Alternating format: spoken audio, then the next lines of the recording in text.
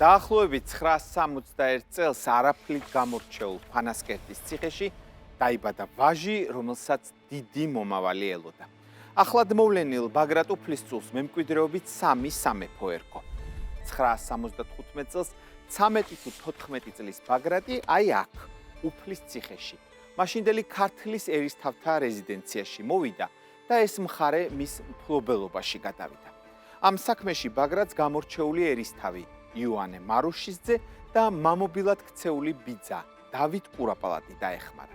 მალევე დაახლოებით 978 წელს იოანე მარუშიზძემ ბაგრატ უფლისწული დასავლეთ საქართველოში, ანუ აფხაზეთში გადაიყვანა და იქ მეფე დაკურთხა. ერთიანი საქართველოს პირველი ხელმწიფის ბაგრატის ერთადერთი გამოსახულება სწორედ აფხაზეთში, კერძოდ კი ბედიის სახელოვან მონასტერში შემოგვჭა. კიდევ ერთი დიდებული ქართული ტაძარი ატენის სახით ბაგრატ მეფის ბობოქარი ცხოვრების საინტერესო დეტალებს ინახავს.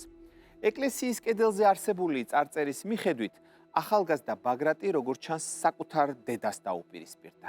მას უფლისციხე ჩამოართვა და ფაქტობრივად ექსორი აჰყო, ანუ გადაასახლა.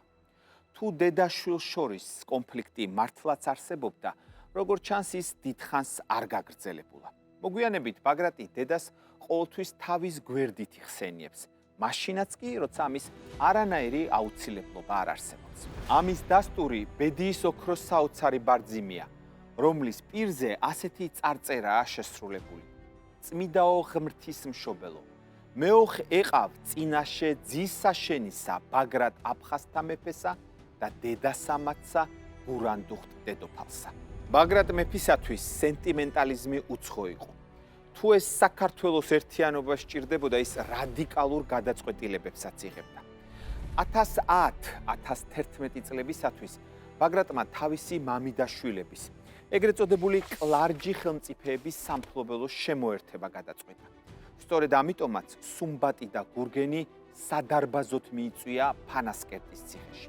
მეფემ სტუმრად მისული საკუთარი მამიდაშვილები ჯერ შეიპყრო და შემდეგ თმოგვის ციხეში გამოკეტა. ბიჭები აქ გარდაიცვალნენ კიდეც. ამის შემდეგ ბაგრატმა მათი სამფლობელოები, მათ შორის ციხე-ქალაქი არტანუჯი, საქართველოს სახელმწიფო შემოუერთა. ბევრი ადამიანური ტკივილის, მორალური კომპრომისისა თუ მტერთან შერკინების მიუხედავად, ბაგრატ მესამემ პირნათლად შეასრულა მისია, რომელიც მას განგებამ დაუწესა. სწორედ ბაგრატმა ჩაუყარა საფუძველი საქართველოს ფეოდალურ მონარქიასა და სახელმწიფო საქართველოს. ამ დიდებული მეფის ტიტულატურა ასეთი იყო: მეფე აფხაზთა, ქართველთა, რანთა და კახთა და კურაპალატი.